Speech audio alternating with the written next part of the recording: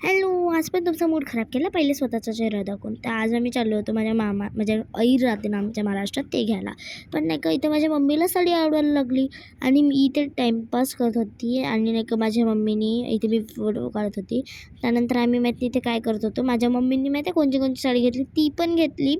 इथे जी ही नथवाली दिसते ती पण घेतली. त्यानंतर मी म्हटलं तू घेतलं तर मला सँडल तरी घेऊन दे, कारण माझ्याकडे मामाच्या रिसेप्शनमध्ये घालायला एक पण छान सँडल नव्हती आणि त्याच्यावर तर छानचे छान पाहिजे नव्हते, जे मला भेटली नाही. आणि माझी मम्मी म्हणे माझा चेहरा नको दाखवू म्हणे. छट, आता दाखवतेच नाही कधी.